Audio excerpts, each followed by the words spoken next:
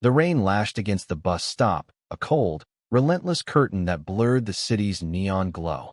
Dr. Samuel Grayson, 97 years old, stood hunched beneath a flickering street lamp, his cane trembling in his grip as he waited for the 7:15 bus. At his age, every step was a defiance of time. But tonight, the weight of the world felt heavier than his bones could bear. The bus screeched to a halt, its doors hissing open like a reluctant sigh. Samuel shuffled forward, his coat soaked through, clinging to his frail frame. The driver, a young man with tired eyes and a name tag reading Marcus, barely glanced up. "Hurry up, old man," he muttered, his voice sharp with impatience. The bus was packed, every seat claimed by commuters buried in their phones or staring blankly out the windows. Samuel's eyes scanned the rows, searching for a seat, a small mercy for his aching legs. None came. A woman in a business suit glanced at him, then quickly looked away. A teenager with earbuds shrugged indifferently. Samuel stood, gripping the pole, his knuckles white, as the bus lurched forward into the storm. He didn't complain. He never did. Decades of stitching wounds, delivering babies, and holding hands through final breaths had taught him to bear suffering in silence. But the ache in his knees was a quiet scream, and the cold seeped into his bones like an old enemy. He closed his eyes, remembering the hospital corridors where he'd once walked with purpose, a stethoscope around his neck, a beacon of hope in a white coat. Now, he was invisible, just another old man taking up space. The bus hit a pothole, and Samuel stumbled, his cane clattering to the floor. A murmur rippled through the passengers, but no one moved to help. Marcus glanced back through the rearview mirror, his jaw tightening. "You okay back there?" he called, more out of obligation than concern. Samuel nodded, retrieving his cane with trembling hands. "Fine," he whispered, though the word barely reached his own ears. As the bus rumbled through the city, Samuel's mind drifted to the past. He thought of 1963, the night he'd saved a young girl from a car wreck, her pulse fading under his fingers until he'd willed it back. He thought of the countless nights he'd spent in the ER, his hands steady even as his heart raced. He thought of his wife, Eleanor, gone now for 15 years, whose laughter still echoed in his dreams. These memories were his armor, shielding him from the indifference of the world around him. Halfway through the route, the bus stopped at a crowded intersection. A new passenger boarded, a woman in her late 60s with sharp eyes and a purposeful stride. She carried a worn leather satchel, and her presence seemed to shift the air in the bus. She scanned the seats, then her gaze locked on Samuel. Without hesitation, she marched to a young man sprawled across 2 seats, his backpack taking up space. "Move," she said, her voice like steel. The young man blinked, startled, but complied, gathering his things and slinking to the back. She gestured to Samuel. "Sir, please, take this seat." Samuel hesitated, his pride warring with his exhaustion. "I'm fine, ma'am," he said softly, but she shook her head. "No one's fine standing in this weather at your age. Sit." Her tone left no room for argument. Grateful, Samuel eased into the seat, his body sighing in relief. The woman stood beside him, gripping the pole, her eyes scanning the bus as if guarding him. "Thank you," Samuel said, his voice barely above a whisper. The woman smiled faintly. "Someone's got to look out for the good ones," she replied, her words carrying a weight Samuel couldn't quite place. He noticed her satchel, embossed with the initials LM and a faint hospital logo, faded but familiar. It stirred something in him, a memory just out of reach. The bus rolled on, the rain drumming harder against the windows. Marcus, the driver, was growing restless, his fingers tapping the wheel. He'd had a long day, 12 hours on the road, dealing with rude passengers and a supervisor breathing down his neck. He didn't have time for sentimentality, not for an old man or anyone else. But something about Samuel's quiet dignity gnawed at him, a flicker of guilt he couldn't shake. At the next stop, a group of teenagers clambered aboard, their laughter loud and careless.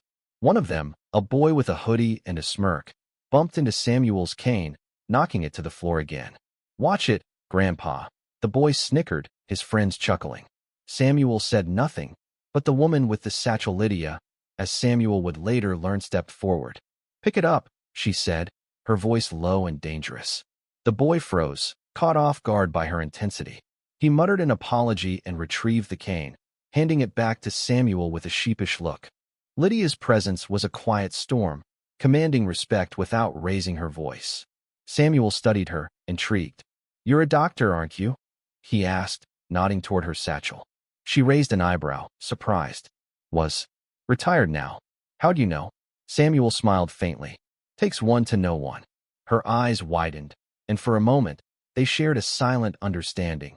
Two souls who'd spent their lives saving others, now navigating a world that seemed to have forgotten them.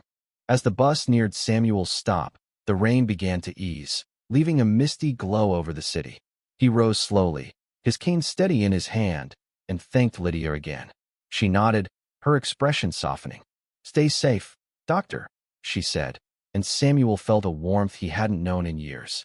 He stepped off the bus, the cold air biting at his face, unaware that the truth about his Lithia truth buried in decades of sacrifice would soon unravel, changing everything. Samuel's apartment was a small, tidy sanctuary, filled with relics of a life well lived, faded medical journals, a framed photo of Eleanor smiling in a sunflower field, and a shelf of handwritten patient thank you notes, yellowed with age. He sank into his armchair, the ache in his legs fading but not gone, and stared out the window at the city's flickering lights. The encounter with Lydia lingered in his mind, her fierce kindness a rare spark in a world that often felt cold. The next morning, Samuel woke to the familiar rhythm of his routine, a cup of weak coffee, a slice of toast, and the morning news on a radio that crackled with static. But today, something felt different. A restlessness stirred in him, a pull to do more than simply exist. He decided to return to the community center where he occasionally volunteered, offering free medical advice to those who couldn't afford a doctor. At 97, his hands were no longer steady enough for surgery, but his mind was sharp and his heart still burned to help. The center was a bustling hub of noise and need, with mothers cradling sick children and elderly men seeking answers for ailments they couldn't name.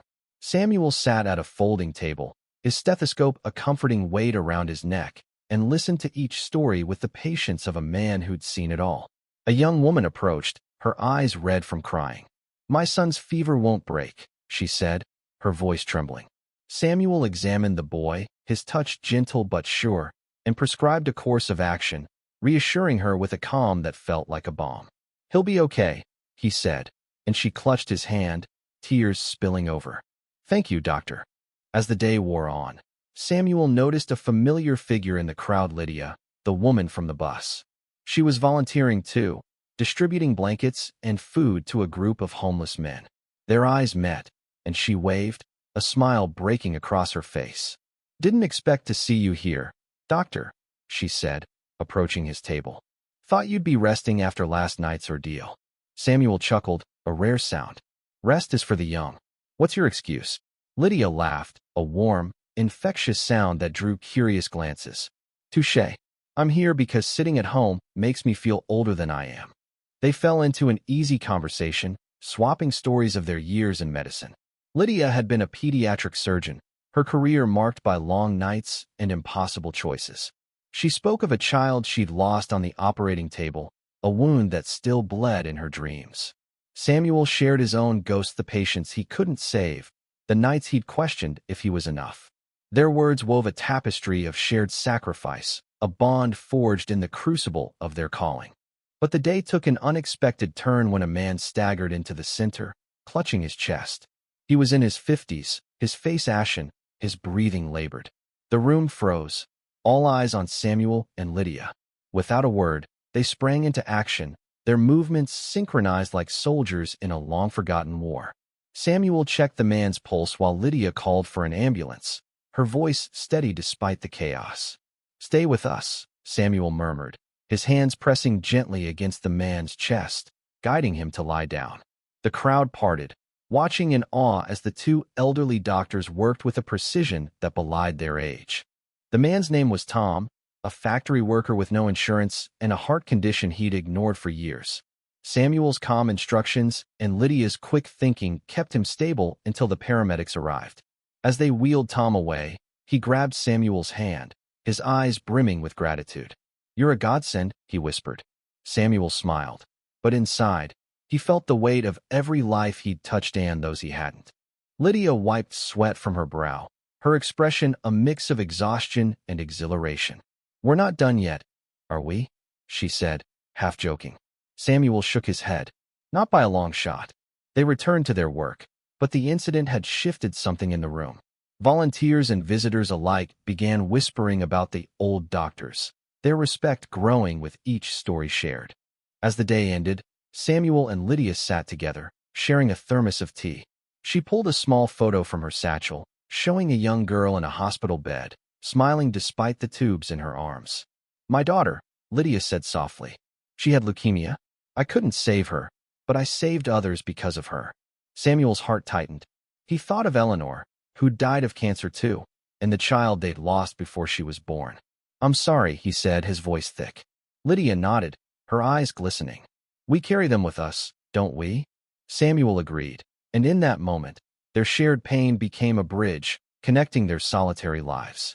Outside, the city hummed with its usual indifference, but inside the center, something had changed.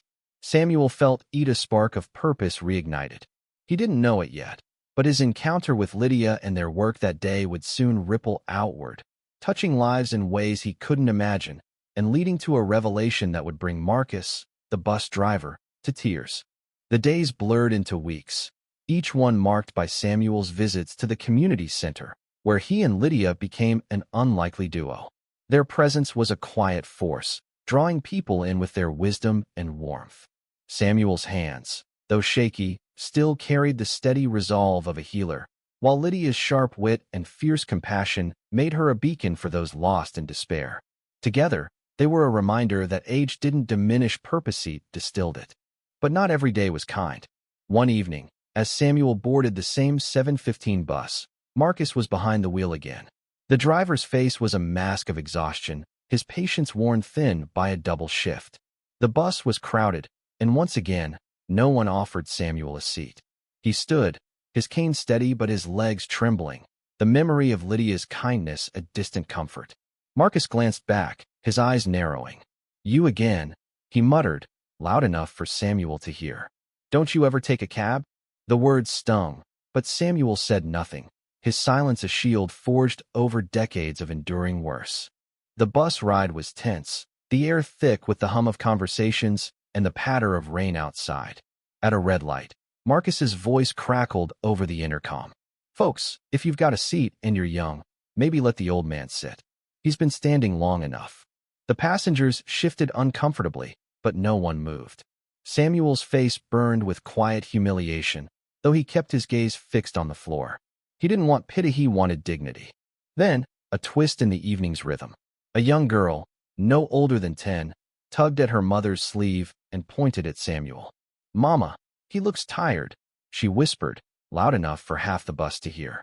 Her mother, a weary woman with a grocery bag balanced on her lap, hesitated, then stood. "Here, sir," she said, offering her seat. Samuel tried to protest, but the girl's wide, earnest eyes stopped him. "Please, mister. My grandpa says we gotta help old folks." Her words, so simple, pierced Samuel's heart. He sat, murmuring thanks, and the girl beamed, unaware of the ripple she'd set in motion. The girl's name was Mia, and her mother, Carla, was a single parent working 2 jobs to keep them afloat. As the bus moved on, Mia chatted with Samuel, her questions tumbling out like a stream. "Are you a grandpa? Do you like dogs?" "My dog's name is Sparky." Samuel smiled, his heart lifting. He told her about his days as a doctor, weaving stories of saving lives and details that sparkled with wonder for a child's ears. Carla listened, her tired eyes softening, and for a moment, the bus felt less like a cold machine and more like a community. Marcus, watching through the rearview mirror, felt a pang he couldn't name. The old man wasn't just a Burdani, was someone's hero, someone's storyteller. The realization unsettled him, stirring memories of his own grandfather, a man who'd worked until his hands bled to provide for his family. Marcus pushed the thought away, focusing on the road, but the seed of doubt had been planted. At the community center the next day, Samuel shared the story of Mia with Lydia, who laughed and shook her head. "Kids see what adults miss," she said. "They don't carry our baggage." Their work that day was Gruelinga flu outbreak had swept through the neighborhood, and the center was overrun with patients. Samuel and Lydia moved like a well-oiled machine, diagnosing, comforting, and coordinating with local clinics. But in the midst of the chaos, a new figure emerged, a journalist named Rachel, who'd been tipped off about the retired doctors making waves in the community. Rachel was young, ambitious, and hungry for a story that mattered. She'd heard whispers about Samuel and Lydia, and her instincts told her there was more to their work than met the eye. She approached Samuel during a rare break, her notebook in hand. "Dr. Grayson, I'm writing a piece about unsung heroes in the city. Can I ask you a few questions?" Samuel was wary. Attention had never been his goal, but Lydia nudged him. "Tell her, Sam. People need to hear this." Reluctantly, he agreed, sharing fragments of his life.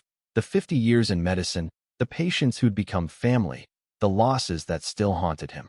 Rachel's questions were gentle but probing, and Samuel found himself opening up in ways he hadn't expected.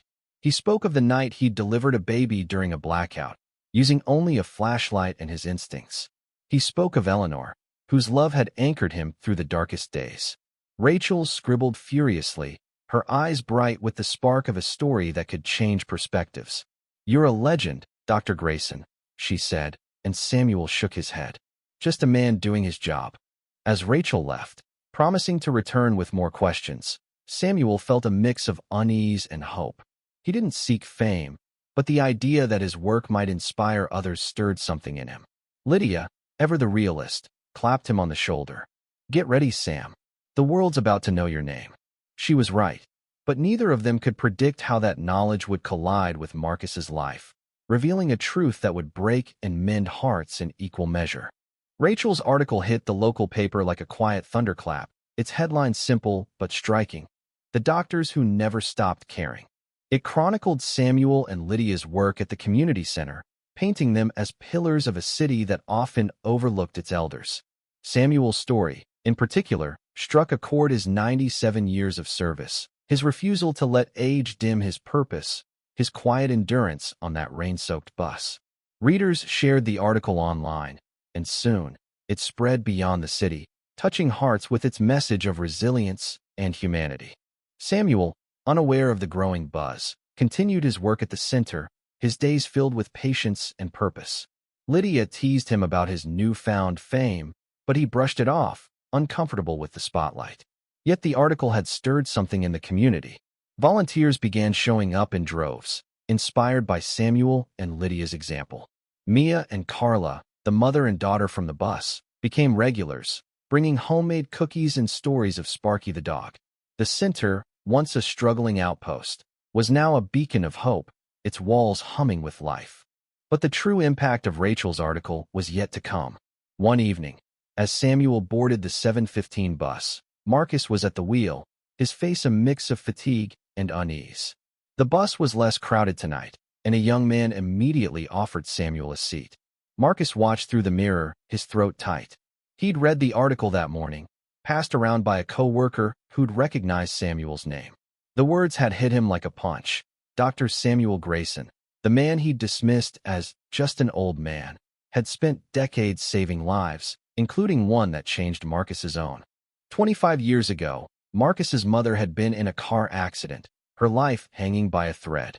A young doctor had worked through the night to save her, refusing to give up even when the odds were grim. That doctor was Samuel. Marcus's mother had spoken of him often, calling him her guardian angel. But Marcus, a teenager then, had never met him. Now, the truth crashed over him like a wave. The man he'd snapped at, the man he'd let stand in the rain, was the reason his mother was still alive. At the next stop, Marcus pulled the bus over, his hands trembling. He turned on the intercom, his voice unsteady. "Folks, I need a moment." The passengers murmured, confused, as Marcus stepped out from behind the wheel and approached Samuel. "Dr. Grayson," he said, his voice breaking. I didn't know it was you." Samuel looked up, puzzled, as Marcus knelt beside him, tears streaming down his face. "You saved my mom. 25 years ago, that car wreck on Route 17. She's still here because of you." The bus fell silent, every passenger hanging on Marcus's words. Samuel's eyes widened, a memory flickering to life: the young woman, The blood, the desperate fight to keep her breathing. "You're her son?" he asked softly. Marcus nodded, wiping his eyes. "I'm so sorry, sir. I was rude. I didn't know who you were." Samuel reached out, his hand steady despite his age, and rested it on Marcus's shoulder. "You don't owe me anything, son. I was just doing my job." The passengers erupted in applause, some wiping away tears of their own. Mia, sitting nearby with Carla, clapped the loudest, her face glowing with pride. Lydia, who'd boarded the bus earlier, stood at the back, her eyes shining with quiet triumph. The moment was a tapestry of connection, woven from Samuel's lifetime of service and the unexpected threads of gratitude that tied him to others. Marcus returned to the driver's seat, his heart lighter but still heavy with regret. He drove with care, glancing back at Samuel with a reverence he hadn't known he could feel. When Samuel reached his stop, Marcus stopped him. "Dr. Grayson, this ride's on me. Always will be." Samuel smiled, his eyes crinkling. "Just keep driving, Marcus. That's enough." As Samuel stepped off the bus, the rain had stopped, and the city glowed under a clear, starlit sky. He felt the weight of his years, but also the warmth of a life that had mattered. Rachel's article had done more than tell his story. It had reminded the world that every soul, no matter how old or overlooked, carried a legacy worth honoring. Back at the community center, Samuel and Lydia continued their work, their bond deepened by the knowledge that their efforts rippled far beyond what they could see. Marcus, too, was changed, his gruff exterior softened by gratitude. And somewhere, in the quiet corners of the city, Mia told her friends about the grandpa doctor who made the world a little kinder. The story wasn't over. There were more lives to touch, more truths to uncover, and more hearts to mend. Samuel, at 97, walked on, his cane steady, his purpose unshaken, knowing that even in the twilight of his life, he could still light the way for others.